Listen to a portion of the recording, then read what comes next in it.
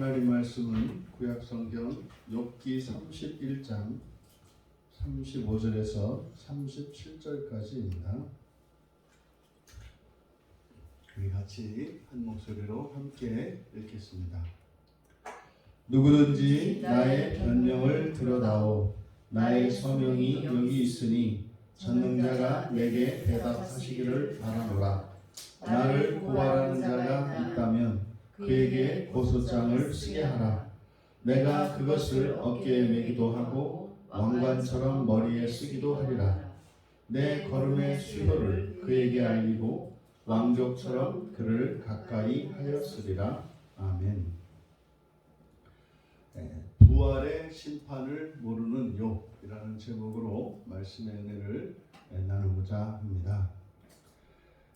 지금 욥은 자신의 인생을 종말에 가서 그 종말에 의미가 있음을 깨닫고 그가 살면서 행하였던 의로운 일들, 선한 일들, 그것의 가치가 종말에 있음을 밝히고 또 그렇게 인생을 정리하고 있습니다.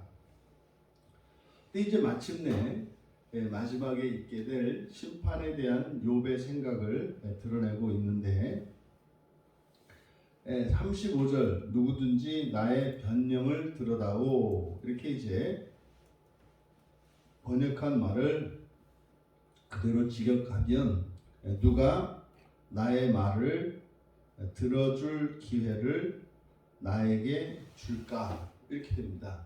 그러니까 그냥 우리말로 쉽게 이야기하면 누가 내 말을 들어줄까 이런 의미이죠. 그런데 들어줄 기회, 쇼메야 이렇게 이야기한 것은 이제 법정에 서서 마치 이제 변론하는 태도 이것을 법정에서 마치 변론하는 것과 같이 나타내고 있습니다.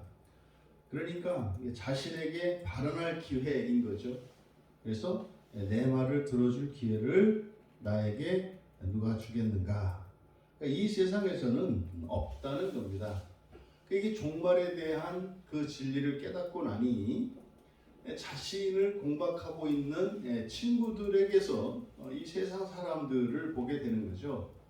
그 이전에는 자신을 칭송하고 존경하고 따르던 사람들이 막상 이런 고난에 처하고 보니 자신의 입장에 대해서 자신의 생각과 이런 처지에 대해서 들으려고도 하지 않는 그런 친구들의 모습을 통해서 이 세상 사람들이 우리들이 함께 관계를 맺고 살아갑니다만 자신이 행한 사람들에게 자신이 행했던 그런 의로운 일들 이것을 사실상 들으려 하지 않는다는 것을 알게 되었습니다. 다만 그의 유익을 바랄 뿐이고 그 유익을 누릴 뿐이었던 거죠. 그래서 욥이 했던 그 행위들의 의로움과 선함에는 관심이 없는 거예요. 그 효과에 대해서만 관심이 있을 뿐인 거죠. 그래서 우리들이 살면서 이 삶의 지혜를 하나 얻을 수 있는 것이 있는데 의로운 일들을 하는 이것은 사람들의 알리고자 함이 아니라는 것. 내가 선한 일을 하는 이것이 사람들에게 인정을 받고자 함이 아니라는 것. 또 사실상 그런 일은 일어나지 않는다는 거예요. 욥의 고백이 그렇습니다. 나의 서명이 여기 있으니 전능자가 내가 대답하시기를 바라노라. 여기서 이제 서명이라고 이제 번역한 말이 알파벳 타우, 영어 알파벳 T와 닮은 거죠. 그러니까 이 타우가 그러니까 말하자면 우리로 말하면 십자가와 같은 거예요. 이렇게 이제 표입니다. 표. 그래서 이 타우를 서명이라고 이제 번역을 한 건데 나의 표가 여기 있으니 전능자께서 나에게 대답해 주실 것이다. 그래서 여기서 이제 서명이라고 번역한 이것은 말하자면은 내가 살면서 행한 나의 삶에 대한 어떤 표시 이런 의미입니다. 그러면요 우리가 심판을 받게 되는 나의 삶에 대한 표, 서명이라고 한 나의 표, 이거는 어디에 새겨 있겠습니까? 이것은 우리 마음에 새겨 있죠. 우리들이 주님 앞에 서게 되면 주님 앞에 낱낱이 다 드러나게 되는 것은 우리가 살면서 행했던 모든 말과 행동들, 또 이러한 것들이 우리의 마음에 일일이 새겨지기 때문에 그것이 온전히 하나님 앞에서 드러나게 되어 있습니다.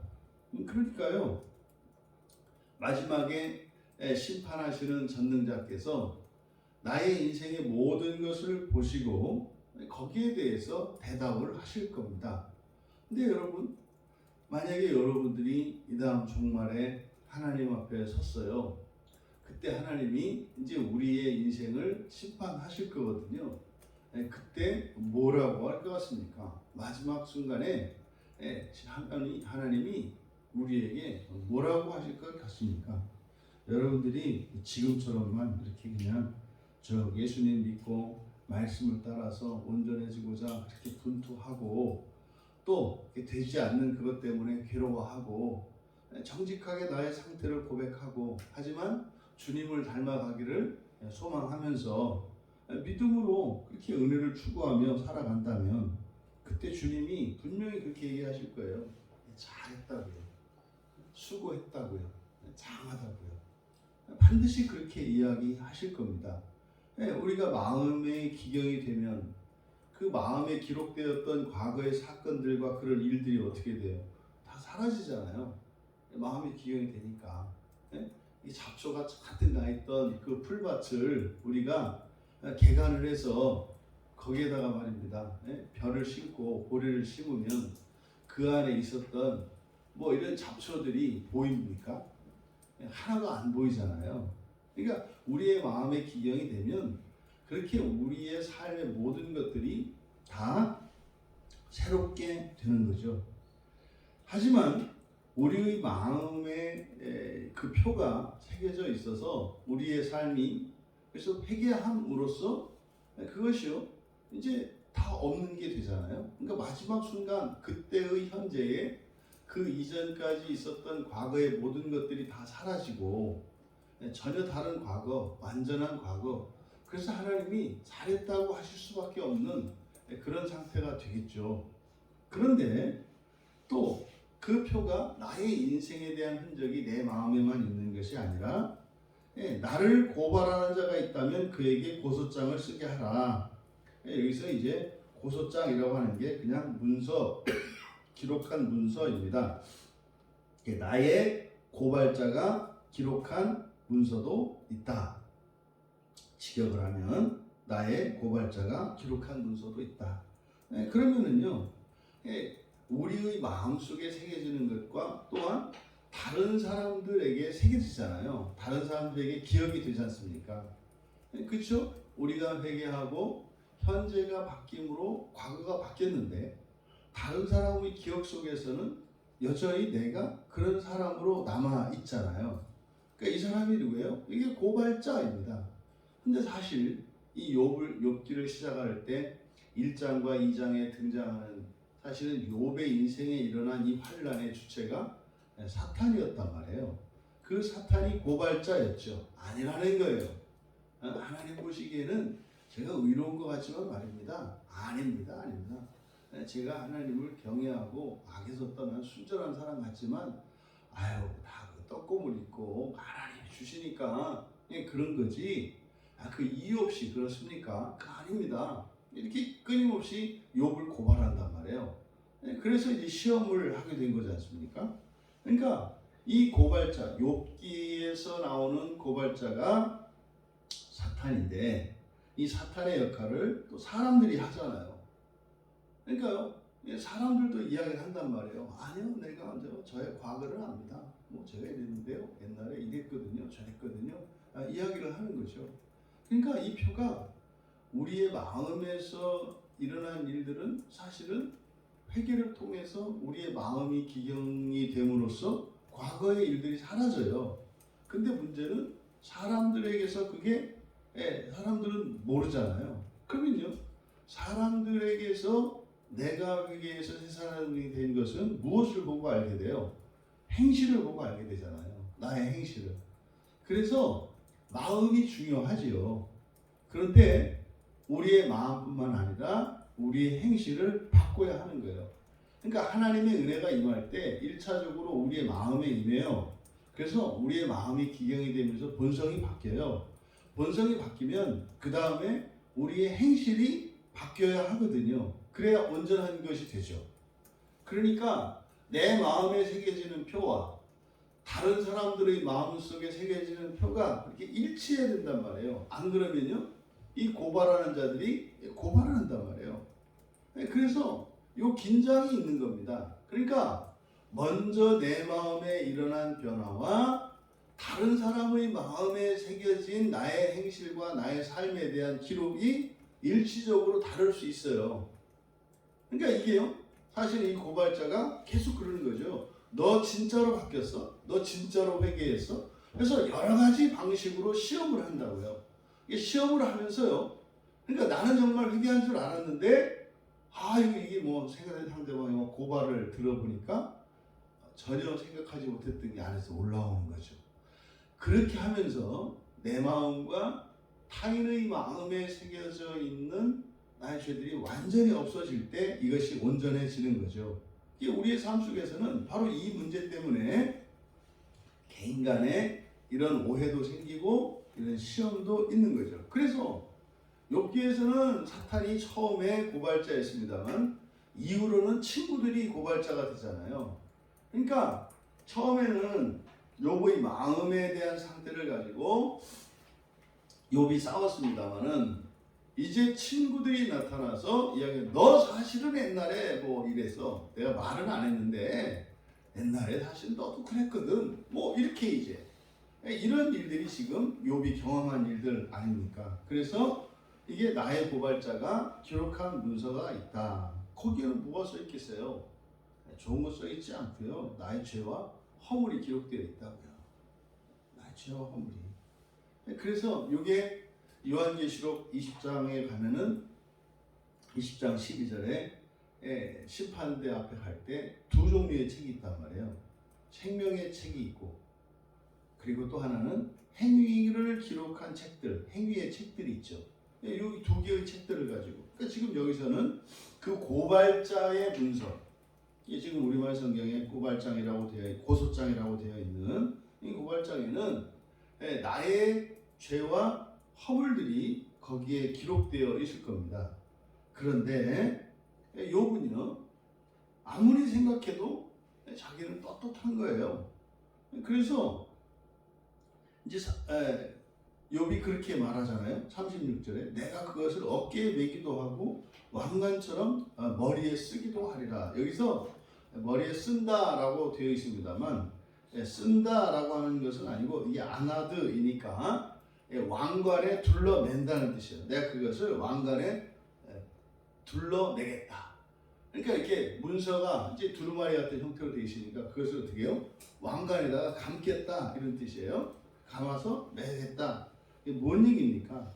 어깨에 들어매고, 여러분들이 이제 귀족이나 왕이나 특히 이제 로마의 어떤 그 원로원이나 여기를 그 사람들의 복식을 보면 우리가 생각할 수 있죠. 이렇게 어깨에 두르잖아요. 이 어깨에 두르는 이제 행위는 사실은 자신의 영광을 나타내는 자랑거리거든요. 이게 머리 왕관이라고 하는 게 뭡니까? 사람들에게서 자신의 위엄과 권세를 나타내는 거 아니에요. 거기다 달고, 그러니까 어깨다 메고 또 왕관에다 두르겠다 라고 하는 이것은 뭡니까? 자신은 이런 고발자들이 기록한 그 문서, 자신의 그 행위들을 기록한 그 문서가 어떻다는 거예요? 공개적으로 드러내놓을 만큼 떳떳하고 왕관에다가 두를 만큼 오히려 자랑거리처럼 여기고 있다는 거예요. 얼마나 대단한 이 자부심입니까? 여러분, 욥이 하는 이 자부심은 결코 허풍이나 이런 거 아닙니다. 그래서 나름대로는 사실은 이런 생각을 갖고 있어요. 그리고 실제로 그렇게 살았고요. 근데요, 욥만 그런 게 아니라 그랬죠. 욥만 이런 생각을 갖고 있는 게 아니라요. 어차피 욥이 가지고 있는 것은 자기의 주관과 판단에 관한 거잖아요. 근데 세상이 말입니다. 내가 의도하지 않았을지라도 상대방에게는 그게 악하게 보일 수 있다는 거. 내가 하늘을 우러러 한 점 부끄러움이 없다고 한들 나의 말과 행실로 인해서 누군가는 상처를 받고 누군가는 그것으로 인해서 고통을 겪는다는 거. 이거는 욥은 절대 알 수 없는 일이에요. 왜요? 이거는 존재론적인 문제거든요.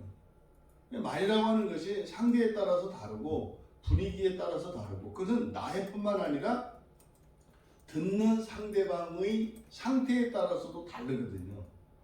그러니까 내가 아무리 선한 일을 가지고 선한 일을 하고 의로운 일을 한다 할지라도 이 세상을 살아가는 동안은 거기에서 이런 악한 결과들이 생겨요. 원인도 없는. 이게 사실 지금 친구들과 욥 사이에 있었던 갈등과 오해, 이게 사실은요 그 중간에 고발자인 사탄이 이 둘 사이를 이간했기 때문에 일어나는 일이거든요. 그러니까요 그냥 듣는 사람으로 하여금 오해만 하게 하더라도 오히려 선한 일을 가지고 악한 결과를 만들어낼 수 있는 거거든요. 그러니까 이것은 뭐 누구의 잘잘못을 따질 수 없는 이런 일들이 비일비재하게 일어난단 말이에요. 그러니까 이것을 사실은 욥은 고려하지 않고 있죠.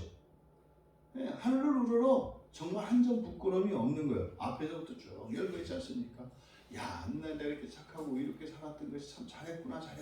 근데 그게 뭐예요? 종말론적으로 이전에는 그저 이 세상을 살아가는 동안 사람들의 눈앞에서 그리고 이 세상의 행복과 부와 명예를 위해서 그렇게 하는 것이 가치 있다고 생각을 했었기 때문에 그게 다 사라지니까 부와 명예와 건강과 생명과 자기 가족들이 다 사라지니까 그렇게 살았던 삶이 허무하게 느껴졌잖아요. 이게 뭐지? 이렇게 고생한다면 내가 고생한 뭐 때문에 고생했지? 이래서 마음이 힘들었고 괴로웠던 거 아닙니까? 그때 이 고난을 겪고 난 뒤에 인생을 선하고 의롭게 살아가는 것의 진정한 가치와 의미는 종말에 있는 거구나. 종말에 심판이 있기 때문에 내가 지금은 이렇게 불행하고 고통스러운 상황 속에 있을지라도 그것은 잘 산 것이구나 라는 결론을 냈단 말이에요. 근데 이제 그 심판을 생각해 보니까 자신은 뭐예요? 이제 정말 자랑스럽고 떳떳한 인생을 살았으니까 스스로 잘했다 이렇게 여기고 있는 거죠. 이것을 이제 그 문서를 내 어깨에 둘러매거나 왕관에 둘러매겠다라고 하는 자신감, 이런 자랑거리로 나타낸 거죠. 그리고 이제 내 걸음의 수효를, 여기서 이제 걸음의 수효라는 게 뭡니까? 고발자들이 기록한 그 문서들 뿐만 아니라 내 걸음의 수요니까 그들이 말하지 않은 것도 내가 말하겠다는 거예요. 그게 걸음의 수요니까 내가 인생을 살면서 살았던 모든 한 걸음 한 걸음. 제가 고등학교 때 대전에서 보도블록을 다 세보겠다고 이렇게 했던 적이 있어요. 어느 날 갑자기 그 대전에 있는 보도블록의 숫자를 알고 싶더라고요. 그래가지고 그 대전 역전 앞에서부터 보도블록을 세기 시작했어요. 몇 칸 해가지고 여기서 여기까지 몇 칸. 또 이제 틈나면 가가지고 또 세고 참 평범하지 않았던 것 같아요. 그 보도블록을 왜 세고 있냐고. 근데 누가 발걸음을 계산하는 사람이 어디 있어요? 근데 지금 여기서 내 발걸음의 수요를 그에게 알리고, 그러니까 전능자에게 자신이 살았던 모든 거를 그 고발자들이 모르는 것까지 다 얘기했다 이거. 이 엄청난 자신감이잖아요. 근데 어떻게요? 그 모든 것을 그대로 직역하면 그에게 알리고 이렇게 되어 있습니다만 이게 사역형으로 되어 있어서 그에게 알려지게 하고 이랬어요. 그러니까 내 걸음의 수요를 그에게 알려지게 하고, 내가 알리든 누구를 시켜서 알리든 어떻게 해서든지 그에게 알려지게 하겠다. 그러니까 나의 모든 것을 다 낱낱이 알려지게 하겠다. 그리고 왕족이라고 되어 있는데 왕족이라기보다는 왕은 아니고요. 나기드이니까 통치자입니다. 지도자, 통치자. 그래서 통치자처럼 그에게로 가까이 갈 것이다. 그러니까 통치자처럼 가까이 간다라고 하는 게 뭡니까? 왕이가 윗사람이 아랫사람들에게 나아가는 것처럼 어떻게 나아가요? 윗사람이 아랫사람 나아갈 때는 당당하게 나가잖아요. 그러니까 나를 심판하는 심판자 앞에 마치 통치자가 통치하기 위해 나가는 것처럼 나의 모든 것을 다 알게 하고 알려지게 하고 가까이 나갈 것이다. 여러분 이거는 지금 자신의 인생에 대해서 무죄를 확신하는 것이고 옳다고 인정받을 것이고 사실 욥의 생각은 뭡니까? 나는 정말 죄 없이 의롭게 살았기 때문에 나는 죽자마자 어디다? 낙원행이다. 나는 죽기만 하면 나는 뭐 이제 인생 끝나는 거다. 지금 이렇게 니들은 아니고 니들은 그래 지금 안 힘드니까 좀 괜찮아 보이는데 죽기만 해봐 어떻게 되나? 나는 당당하게 낙원에 들어가서 이렇게 부활에 참여할 거야. 뭐 이제 이런 생각을 갖고 있는 거죠. 여러분, 욥이 종말에 대해서 그 하나님의 심판에 대해서 깨달았고 그것을 믿고 있습니다. 그래서 그의 인생을 종말론적으로 정리한 것은 참으로 복된 일이고 은혜로운 일이고 감사한 일이에요. 그런데 그가 이 심판을 인간적인 심판으로 알고 있고 왜 심판을 받는지를 모르고 있어요. 왜 심판을 받는지. 오늘날 그리스도인들도 예외는 아닙니다. 뭐 종말을 모르는 사람들이 대다수고 의식도 안 하고 삽니다만 그래도 조금 이 종말에 대한 심판을 생각하고 종말의 심판이 있다라고 하는 것을 깨닫는 사람들조차도 사실은 그 심판을 왜 받는지 그리고 심판의 이유가 무엇인지를 잘 몰라요. 여러분 왜 우리가 심판을 받습니까? 그러니까 심판은 공장에서 만들어지는 물건과 같다고 생각을 해라. 성경에서 말하는 심판이라고 하는 것은 그러니까 이 스마트폰이 공장에서 만들어져서 전체 공정 과정을 거쳐서 이제 포장 단계 바로 직전에 있는 게 심판이에요. 그러니까 부활을 위한 심판이에요. 그러니까 심판의 목적은 버리기 위한 게 아니라 뭐 한 거예요? 이거를 출시하기 위한.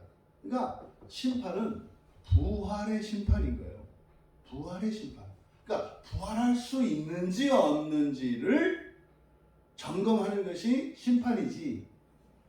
이렇게 해가지고 이게 잘못됐으면 깨버리기 위해서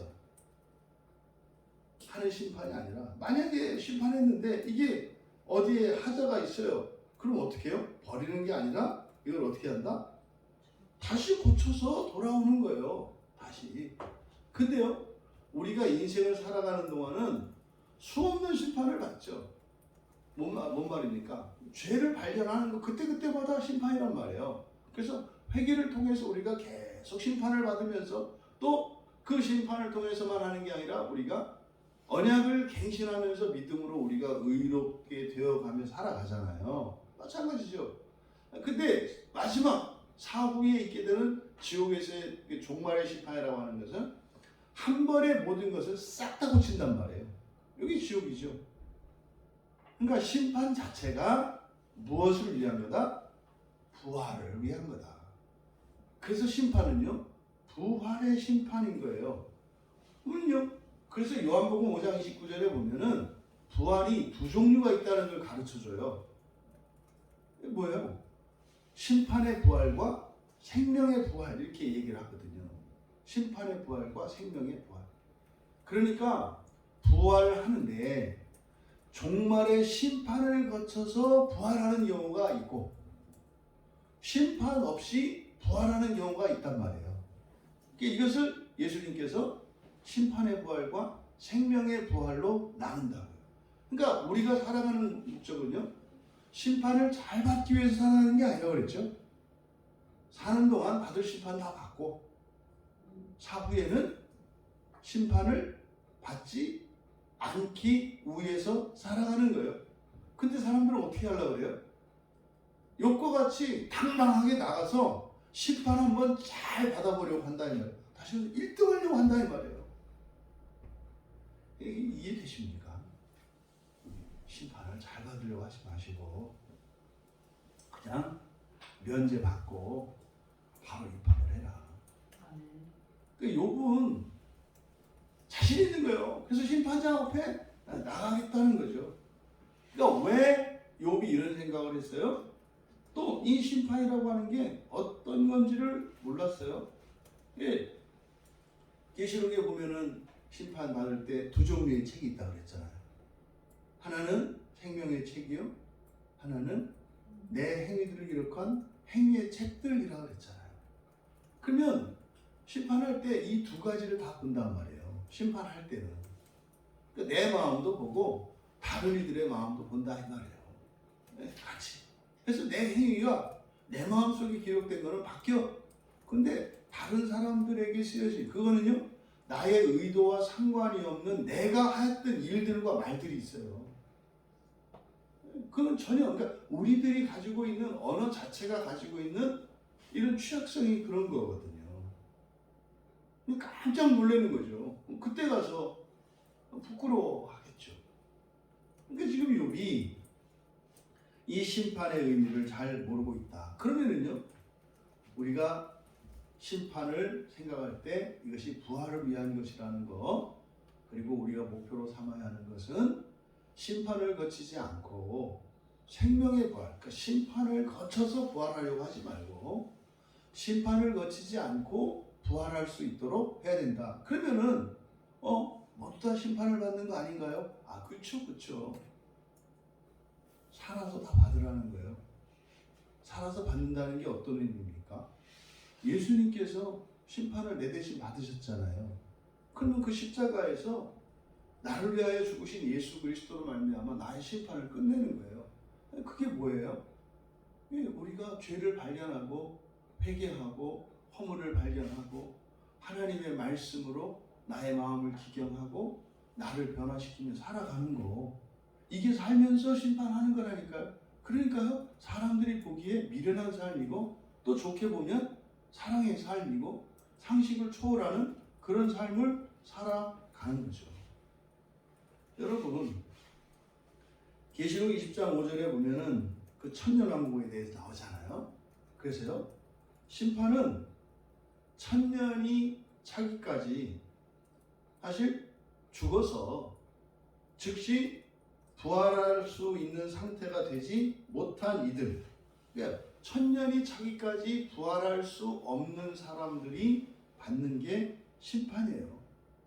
그러니까 이거는요, 이게 베드로 사도는 베드로후서 2장 9절에서 경건하지 않은 자들이라고 하죠. 경건하지 않은 자들. 여러분, 우리가 죽음과 동시에 심판을 받지 않고 부활할 수 있도록 낙원에 이르는 것은 무엇으로입니까? 믿음으로죠. 이 믿음으로라는 게 뭡니까? 우리의 확신을 말하는 겁니까? 그게 아니죠. 나를 믿으시는 예수 그리스도의 믿음인 거죠. 그 믿음에 나를 맡기는 거죠. 그래서 그의 믿음대로 내가 온전하게 되는 거죠. 그래서요, 예수님이 요한복음 5장 24절에서 영생을 얻은 자는 심판을 받지 않는다고 말씀을 해요. 영생을 얻는 자는. 근데요, 심판 받으려고 하는 자는 영생이 아니라 사람의 생명, 자기의 생명, 자기의 행위, 자기가 했던 의로운 일과 선한 일들을 책에다 써가지고 당당하게 심판장 앞에 가서 나는 그런 특혜를 원하지 않아. 나는 정정당당하게 정시를 거쳐서 나는 입학하기를 원해. 그래가지고 들고 당당하게 간다는 거죠. 근데요, 욥이 그런 생각을 했던 것은 그 심판이 바로 우리의 행위에 대한 심판뿐만 아니라 우리의 존재에 대한 심판이 있다는 것을 몰랐기 때문에 이렇게 자신 있게 얘기를 한 거죠. 그 나라에 들어가기 위해서는 그 나라에 합당한 존재가 돼야 해요. 우리가 살았던 과거의 이런 행적들을 통해서 우리의 존재의 어떠함을 우리가 알 뿐이에요. 근데 정말 중요한 것은 뭐예요? 우리의 존재거든요. 근데 우리의 존재가 완전한 하나님의 자녀가 되어 신이 되어서 그 나라에 들어갈 수 있는 것은 우리의 행위로, 우리의 공로로, 노력으로 이런 의로운 일들과 선한 일들을 실천함으로써 그 덕으로 이렇게 되는 거 아니에요. 오직 그리스도의 주권에 의해서 이루어지는 거죠. 그거를 몰랐던 겁니다.